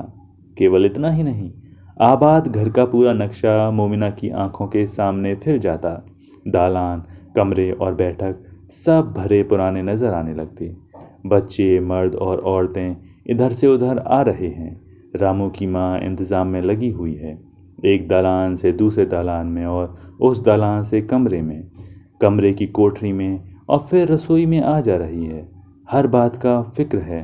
भैंस दूही गई, जो दूध आया था वो आग पर क्यों नहीं रखा गया, दही जमा दिया या नहीं, नौकरों को खाना भिजवा दो, चंदन इतना न शोर करो, रामू कमरे में जाओ और सबक याद करो। बाहर कहार किसी बात के लिए चिल्ला रहा है। अहाते में बैलों को सानी दी जा रही है। घर की तबाही का हाल मोमिना यूं देखती थी कि अहाते की तरफ के फाटक पर हमला होता है। रामू की माँ रामू और चंदर को लेकर भागने की फिक्र में है। हमलावर अंदर घुस आए हैं। रामू बेबसी से मामा पुकारते और साथ ही मोमिना को शम्स और मेहताब का मारा जाना, लाडली का पटक दिया जाना याद आ जाता है। मोमिना को ऐसा महसूस होता कि रामू की माँ और मैं, चंदर और रामू, शम्स और मेहताब, दोनों घरानों की आबादियाँ और बर्बादियाँ एक सी हैं। वही ताश के 52 पत्ते, सिर्फ फेंट देने में बाजियाँ बदल गई हैं। अपने नए अनुभवों पर उसे आश्चर्य होता था कि कहाँ मैं मुसलमान और कहाँ वो हिंदू। हम दोनों क्यों खिचड़ी के दाल चावल की तरह मिल गए हैं। कहीं मुझे कुछ हो तो नहीं गया। लेकिन उसकी वो ममता जिसने रामू को कलेजे से लगा लिया था, यकीन दिला देती थी कि नहीं भूली, तू पहले से अच्छी हो गई है। अगर कहीं मोमिना अपने इस बदलाव को समझ लेती तो फिर वो ये भी समझ लेती कि वो क्यों एक आकर रामू पर जान छिटकने लगी। एक जलती हुई घड़ी थी जो कायनात के क्रम और गति के निर्धारण में हाथ बटाती थी, किंतु नफ़रत की भट्टी ने उसे पिघलाकर मिट्टी में मिला दिया। एक पुर्जा जो बच गया था, गमों से छलनी दिल को लिए खिज़ां के पत्ते की तरह इधर से उधर और उधर से इधर मारा मारा फिर रहा है। न कोई ऐसा है जो उससे संबंध जोड़े और न ऐसा जिससे वो संबंध तोड़े। न कोई ठौर न ठिकाना, न कोई ओर न कोई छोर, न कोई काम न कोई धाम। उसके लिए आबादियां भी ऐसा बंजर मैदान है जिसमें घास का एक तिनका तक नहीं। क्या उस पुरजे के दिल में ये हसरत न होगी कि मैं फिर किसी मशीन में लग जाता, ऐसी मशीन में जो मुझे समा लेती और मैं खप जाता। क्या यही हसरत अब उसकी कुल जिंदगी न होगी। मोमिना एक ऐसा ही पुरजा थी और वो खिज़ां मारे पत्ते की तरह मारे मारे फिर रही है। न उससे कोई ऐसा जिससे वो मोहब्बत करे। कोई ऐसा भी न था जो उसका दुखड़ा ही सुन लेता। ले देकर एक महरूम की याद थी, लेकिन वो भी शंकाओं के दर्जनों आवरणों से ढकी हुई थी। पता नहीं महरूम जिंदा भी है या नहीं, और अगर जिंदा है तो क्या मालूम उससे कभी मिलना होगा या नहीं। भला ऐसी जिंदगी की नाव खेल सकती है। रामू का मकान मोमिना के मकान से मिलता जुलता था। फिर उसे हाल में आई आशा अपनी मोहब्बत लेकर। उन दोनों चीज़ों ने मोमिना की ममता को अपनी ओर खींच लिया और फिर वो अपने आप रामू तक पहुंच गई। अगर ज़िंदगी कहीं इतनी तंग दामन नहीं हो जाती तो कि मोमिना को एक कुतिया और एक छोकरा तक मोहब्बत के लिए न मिलता, तो ये बात असंभव न थी कि वो भेड़ को बोटी बना लेती। जिंदगी के फार्मूले हिसाब के फार्मूले से कम जबरी नहीं। एक बार रामू अपने घर की तबाही का हाल सुना रहा था और ऐसा डरा हुआ था मानो उस समय भी वो खपरेल की आड़ में कोठे पर छुपा हुआ है और डर रहा है कि कहीं मुझ पर भी कोई हमला ना कर दे। मोमिना ने ढाढ़स देने के लिए उसे प्यार किया और समझाया कि जो कुछ हुआ है उसे भूल जाओ। इस ढाढ़स पर वो अपने पिताजी, दादाजी, चंदर, छोटी बहन और नन्हे भतीजे एक एक को याद करके फूट फूट कर रोने लगता। देर तक रोता रहा।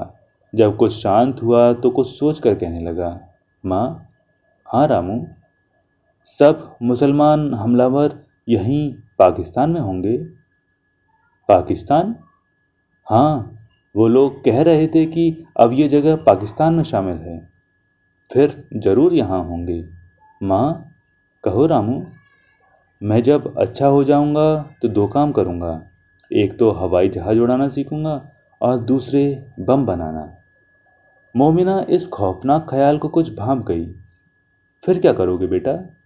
मैं बहुत से बम हवाई जहाज पर रखकर उड़ जाऊंगा और जहां देखूंगा किसी मस्जिद में बहुत से मुसलमान जमा हैं, उन पर बम गिरा दूंगा और उड़ जाऊंगा।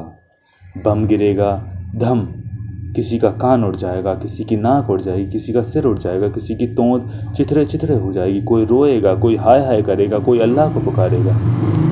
रामू इस कल्पना से मस्त हो गया और खिलखिलाकर हंस पड़ा।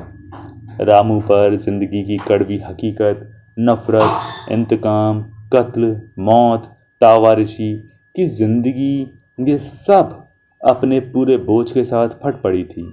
उसका मासूम बचपन इनके नीचे कुचलकर चूर चूर हो गया था। वो दूसरों को कष्ट पहुंचाने और कत्ल करने की बातें इस तरह करता जैसे मैच में वो दूसरी टीम को हराने के इरादे बांध रहा हो। इससे भी ज़्यादा दुख भरी बात यह थी कि उसकी तह में पूरा यकीन था। मोमिना ये देखकर कि रामू के अंदर बदले की बारूद भरी हुई है, सहम गई। फिर प्यार से कहने लगी, रामू, ऐसा ना कहो। मुसलमानों में बुरे भी होते हैं और भले भी। जिस समय रामू बदले की बातें कर रहा था तो उस पर खौफ और डर की बजाय हर्ष और विश्वास के जज्बात आ गए थे, लेकिन माँ की जबान से ऐसी बातें सुनते ही बेहद सहम गया और चेहरे पर हवाइयाँ उड़ने लगीं। माँ, हाँ, कहो रामू। माँ, तुम मुसलमानों की तरफदारी करती हो? मोमिना को महसूस हुआ कि अगर मैंने कहीं तरफदारी पर जिद की तो बच्चा मुझे भी गैर समझने लगेगा और फिर मुसीबतों के बोझ और तन्हाई से उसका दिल टूट जाएगा। कुछ मोमिना को यह भी अंदेशा हुआ कि कहीं रामू भांप ना ले कि मैं उसकी माँ नहीं हूँ। तुम मुझसे क्यों हट गए रामू? तुम मुसलमानों की तरफदारी जो करती हो, कहाँ तरफदारी करती हो? तरफदारी नहीं करती हो? नहीं, मेरा मतलब ये था कि उनमें से कुछ अपने को भला भी समझते हैं, लेकिन होते सब ऐसे ही हैं। मोमिना ने बात बना दी और रामू को समझाती रही। फिर भी रामू देर तक माँ से अलग अलग रहा। रामू के दिल में मुसलमानों से बदला लेने की यही एक सूरत नहीं थी, ऐसी ऐसी दर्जनों सूरतें थीं जिनसे वो मज़े लिया करता था। कभी सोचता था कि मैं बहुत से हिंदू लड़कों को जमा करके डाकू बन जाऊंगा और मुसलमानों को लूट लूट कर उनका पैसा हिंदुओं को दिया करूंगा। कभी वो ये सोचता कि मैं जहर लेकर रातों को मुसलमानों के गांव चला जाया करूंगा और कुआं में डाल दिया करूंगा। बस वे पानी पिएंगे और सब के सब एक साथ तड़पने लगेंगे, कोई पानी तक देने वाला ना होगा। रामू के मुंह से ऐसी बातें सुनकर मोहिना को उससे नफरत हो जाना चाहिए थी, लेकिन ममता ने उसे ऐसे आलम में पहुंचा दिया था कि वो ये बातें सुनकर तरस खाती थी कि हाय, हमला करने वालों ने मेरे रामू के जिस्म को ही नहीं, दिमाग को भी फूंक दिया है। वो रामू को चिमटा लेती और अपने दो एक आंसू उसके बदले की आग पर छिड़क देती। हमलावरों ने अनाज उठाने में बहुत लापरवाही से काम लिया था। इस वजह से घर में बैठक के अलावा जगह जगह पर चने और गेहूं बिखरे हुए थे, जिनमें अहुए फूट आए थे। चिड़ियाँ उनको बारिश की आशा की वजह से खत्म न कर सकी थीं। चूहे या तो सब आग में जल गए थे या भाग गए थे। मोमिना ने अनाज को बटोरा तो 2.5 सेर के करीब निकला। उस अनाज को मोमिना खुद खाती थी और अपनी छाती का दूध रामू को पिलाती थी। मोमिना ने अपनी सलवार के दोनों पाइचे फाड़कर अलग अलग कर लिए थे। एक को फाड़कर लहंगे या पेटीकोट की तरह खुद पहन लिया और दूसरे को फाड़कर एक दो टुकड़े कर दिए और उससे रामू का बिछौना बना दिया। दुपट्टे को दो करके ओढ़ने की 2 चादर बना दी ताकि मक्खियाँ उसे तंग ना करें। जब उस ओढ़ने बिछौना का एक जोड़ा रामू के जिस्म से बहने वाले पानी से तर हो जाता था तो मोमिना उसे धोकर सूखने को फैला देती और दूसरा जोड़ा बिछा उड़ा देती थी। जब रात को ठंडक होती थी तो सब कुछ रामू को उड़ा देती थी और खुद भी उसे लिमटा लेती थी। रामू जब भी अपनी माँ का दूध पीता तो पहले से ज़्यादा उस पर मोहित हो जाता। उससे बन नहीं पड़ता था कि वो अपनी भावनाओं को जाहिर कैसे करे। बस ये मोमिना के गले में बाहें डालकर माँ माँ पुकारता और अपनी खाली आंखों से उसके चेहरे पर मोहब्बत और एहसानमंदी की बारिश करता। मोमिना रामू के इलाज के लिए बहुत बेचैन थी, लेकिन इलाज कहाँ से और कैसे संभव था। उसको जलने की जो जो दवाइयाँ मालूम थी उनमें से एक भी यहाँ नहीं मिल सकती थी। ऐसी हालत में बस दो सूरतें थीं। एक तो ये कि मोमिना रामू को लेकर पास के गांव चली जाए। शायद कोई भला मानुस तरस खाकर उन दोनों को टिका ले और इलाज कर दे या करवा दे। सो ये सूरत यूं मुमकिन न थी कि रामू इतना जला हुआ था कि उसे गोद में उठाना मुश्किल था, और मोमिना में इतनी ताकत भी न थी कि उसे लेकर कोस दो कोस जा सके। दूसरी सूरत ये थी कि उसी गांव में बसने के लिए कुछ लोग आ जाएं और वे तरस खाकर रामू के इलाज का इंतज़ाम कर दें। बस यही उम्मीद थी जिस पर वो जी रही थी। किंतु पहला दिन गुजरा, दूसरा दिन गुजरा, तीसरा दिन गुजरा, चौथा दिन गुजरा, पर गांव में बसने के लिए न तो हिंदू आए और न मुसलमान। वो हैरान थी कि आजकल जबकि लाखों इंसान बेघर होकर मारे मारे घूम रहे हैं, इस गांव को जिसके खेत खड़े लहलहा रहे हैं, कोई पूछता तक नहीं। हकीकत यह है कि अगस्त और सितंबर 47 ईस्वी का ज़माना पंजाब और उसके आसपास के इलाकों के लिए ऐसे हंगामों और उथल पुथल और अराजकता का ज़माना था कि पाकिस्तान के एक गांव का, जो हिंदुस्तान की सरहद पर रास्ते से हटकर स्थित था, भाग्यहीन लोगों की बहुतायात के बावजूद खाली रह जाना कोई अजीब बात न थी। सिखों या हिंदुओं के वहाँ बसने का उस दौर में कोई मतलब ही ना था। रहे मुसलमान पनाहगर्जी, सो वो विशेष रास्तों से गुजरते थे और जो खाली मकान मिल जाता था, जिसे खाली कराया जा सकता था, वहाँ बस जाते थे। लेकिन कोई ऐसा जरिया ना था जिससे उनके दूर दराज के खाली इलाकों की खबर मिल सके। गांव में आ जाते या अगर आ जाते तो बस जाते। बसने के लिए भी तो 100 तरह के इंतज़ामों की ज़रूरत होती है, जिनको हासिल करना आसान नहीं होता। हो सकता है कि कोई व्यवस्था न होने पर वो इस वजह से ना आए हों। हो सकता है कि वो अपनी हिफाजत में या अपने पड़ोसियों को लूटने में ऐसे व्यस्त हों कि उधर ध्यान देने की नौबत ही ना आई हो सकता है कि उनके पास काफ़ी हथियार ना हों, इस वजह से वे हिंदुस्तान की सरहद के करीब बसते हुए डरते हों। हो सकता है कि वे मुमिना के आने से पहले वहां आए हों और गांव को जला हुआ और बसने के नाकाबिल पाकर वे यहाँ की बची खुची चीज़ों को लेकर चले गए हों। खेत जरूर छोड़ने वाली चीज़ न थी, सो हो सकता है उन्होंने अपने उनको आपस में बांट लिया हो, लेकिन कब्जा करने तो हंगामे के शुरू होने पर उठा रखा हो। मोमिना को कोई शख्स इधर से उधर आता जाता भी नजर ना आया, लेकिन ये भी कोई अजीब बात न थी। उस दौर में सफ़र करने वाले या तो हिंदू, सिख और मुसलमान शरणार्थी होते थे, या उन दोनों को लूटने वाले मुजाहिद और सूरमा, या उनकी हिफाजत करने वाले फौजी। उनके अलावा और कोई शख्स सफ़र करने की, खासकर सरहद के इलाकों में, हिम्मत ही नहीं कर सकता था। ऐसी सूरत में एक गांव जो शाहराहों से दूर सरहद पर बसा था, अगर आने जाने वालों से खाली रहा तो कोई ताज्जुब की बात नहीं थी। 4 दिन की चांदनी रातें गुजर चुकी थीं और अब अंधेरा पास था, जिसे बार बार आने वाली घटनाएं और घना डरावना बना देती थीं। जले हुए दालान के सामने जली हुई खपरेल का ढांचा अंधकार का पहाड़ बन गया था। घर के हर दरवाजे और हर खिड़की के अंदर अंधेरा ही अंधेरा था। इतना अंधेरा कि मालूम होता था कि ये उबलने ही वाला है और उबलकर सारी दुनिया को भर देगा। लाशों को खाने वाले जानवरों की चीख पुकार अब जो आती थी तो दिल में तरह तरह के हौल पैदा करती थी। इस अंधेरे में सिर्फ आशा की आंखें ही थीं जो चमकती थीं और जिससे जरा ढाढ़स बनती थी कि शायद वो आने वाली नागहानी का मुकाबला कर ले। मोमिना ने रामू को अपने जिगर का खून जो पिलाया तो उसमें कुछ ताकत तो जरूर आई, लेकिन जब बुखार बढ़ा और जख्म बिगड़ा तो ये ताकत चौगुनी कमजोरी में बदल गई। 2 दिन में वो बहुत चिड़चिड़ा और जिद्दी हो गया था। वो नमकीन चीज़ मांगता था और कहता था कि गांव में कहीं ना कोई ऐसी चीज़ ज़रूर होगी, तुम ढूंढती नहीं हो। उसके पास एक काठ का घोड़ा था जो बैठक में बराबर वाले दालान में रहता था। रामू कहता था कि उसे मुसलमान नहीं ले गए होंगे, उन्होंने कहीं फेंक दिया होगा, उसे उसे ढूंढ लाओ। साथ साथ वो ये भी नहीं जानता था कि माँ कुछ देर के लिए भी उसके पास से हट जाएं।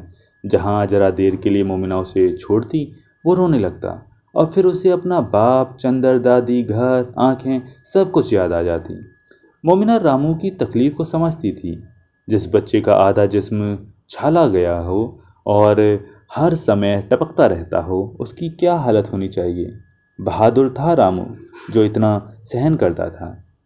आज मोमिना को आए 5वीं रात थी कि रामू को घबराहट का दौरा पड़ा और वो सब गुजरी हुई बातें याद कर करके फूटने लगा।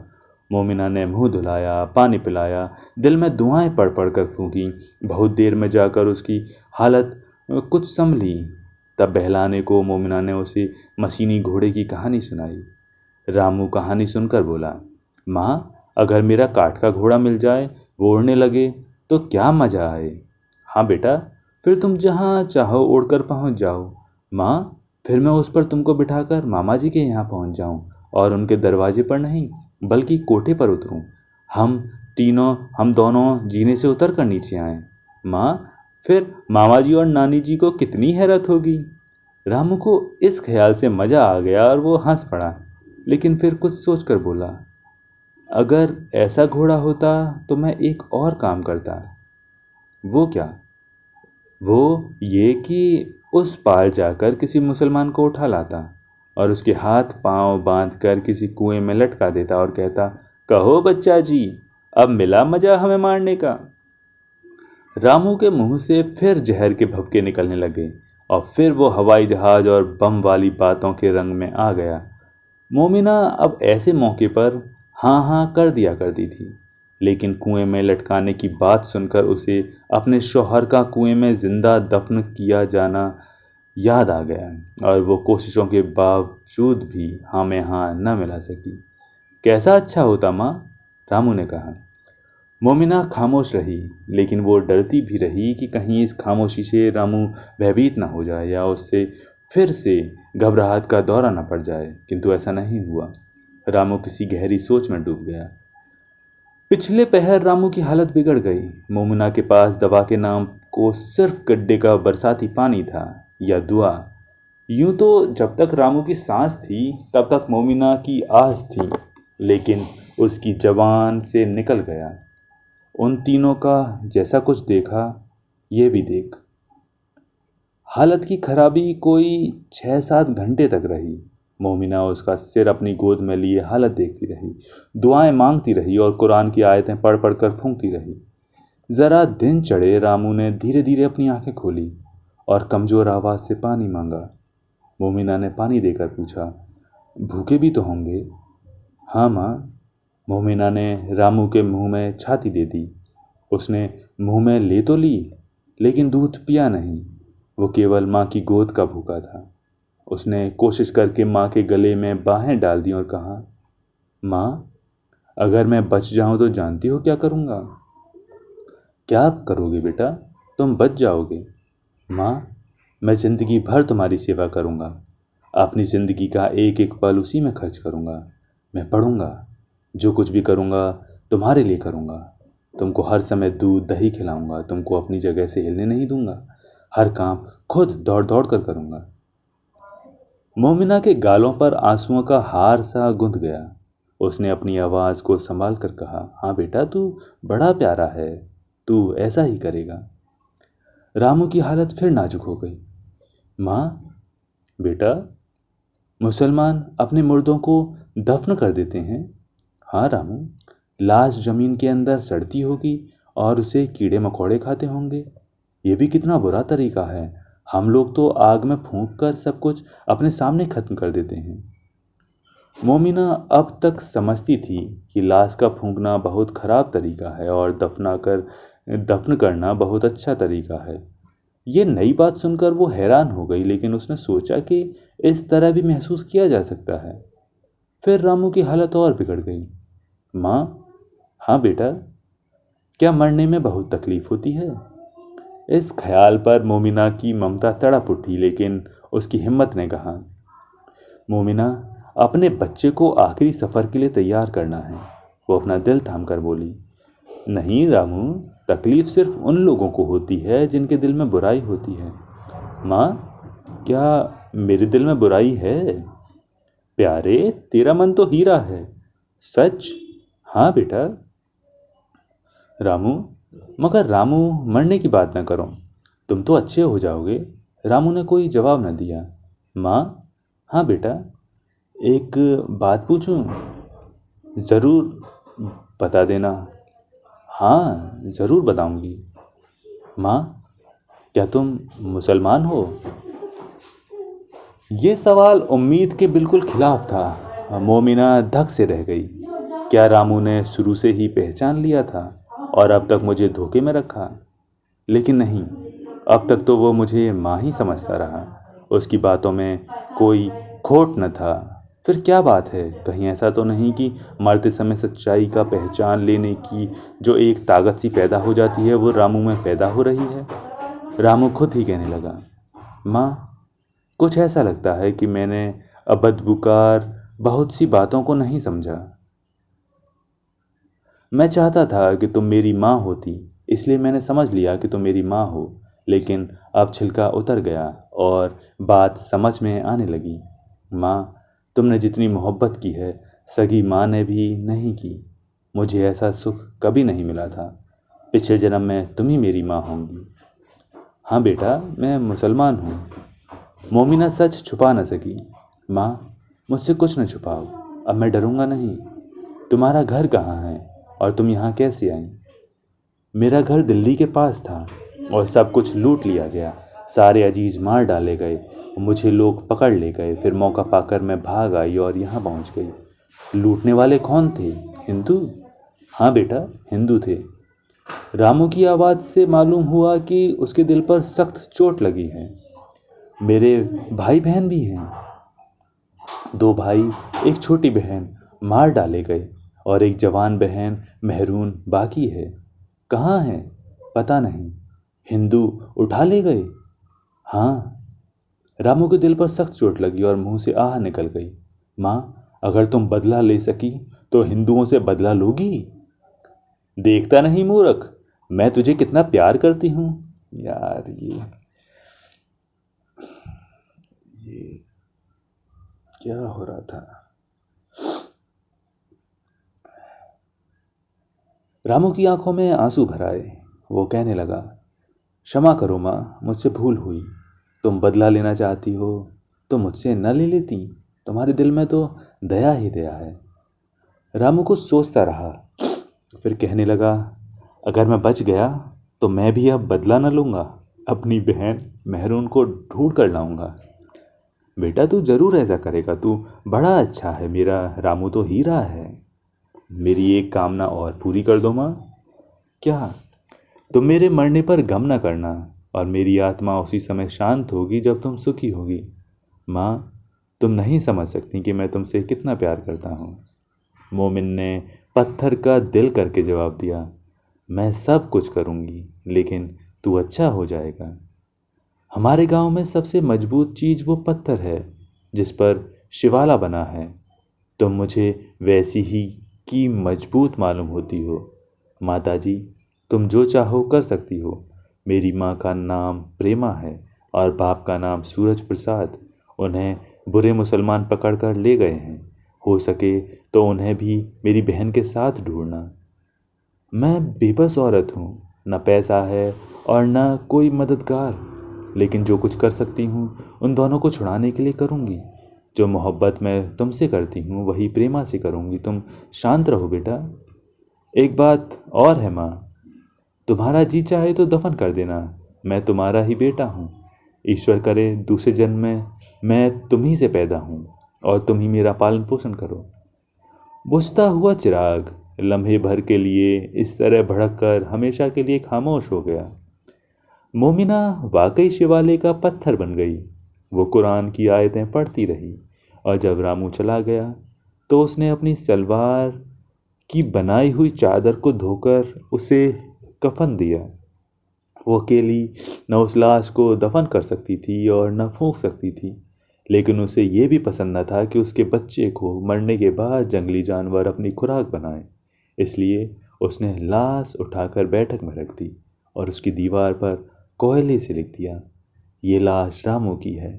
वो हिंदू था, लेकिन उसकी माँ मोमिना मुसलमान थी।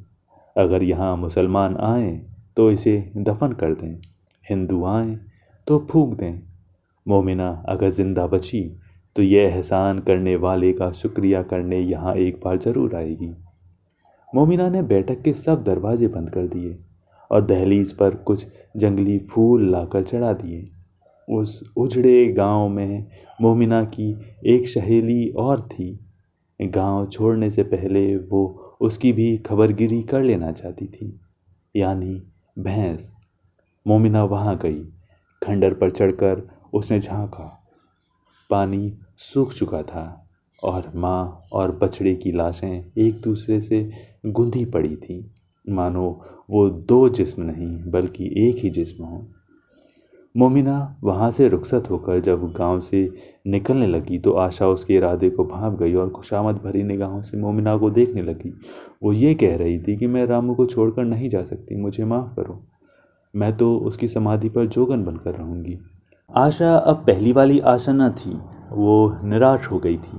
मोमिना ने उसको चुमकारा और प्यार से समझाया, भोली भोली आशा, क्या तू समझती है कि रामू वो था जिसे मैं बैठक में छोड़ आई हूँ? वो तो एक बेकार की चीज़ है। असल रामू तो अब मेरे मन में है और कहता है कि तुम मेहरून और प्रेमा की खोज में निकलो। जब तक तुम उनकी खोज में लगी रहोगी मैं तुम्हारे मन में रहूँगा, और अगर तुमने इस मकसद को भुलाया तो मैं चला जाऊँगा। चल आशा, तू अगर रामू से प्रेम करती है तो तू भी मेरे साथ आ। आशा समझी या नहीं, लेकिन मोमिना के साथ चल पड़ी।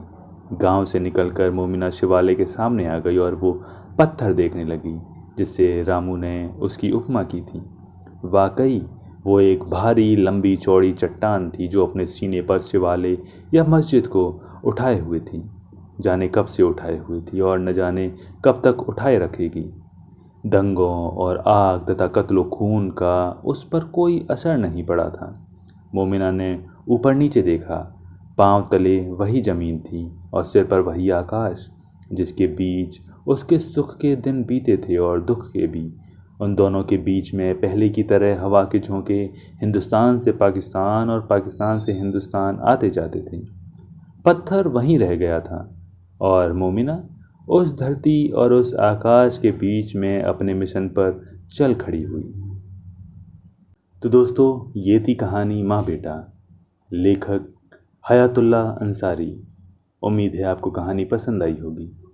कहानी पसंद आई है तो वीडियो को लाइक करें, चैनल को सब्सक्राइब करें, कमेंट करके बताएं आपको कहानी कैसी लगी और शेयर करना ना भूलें। जाहिर है मेरे सुनाने में काफ़ी सारी कमियां हुई हैं, लेकिन फिर भी उन कमियों को भुलाकर अगर आप कुछ अच्छा लिखना चाहें तो वो लिख सकते हैं। मिलते हैं किसी और दिन किसी नई कहानी के साथ। तब तक के लिए नमस्कार।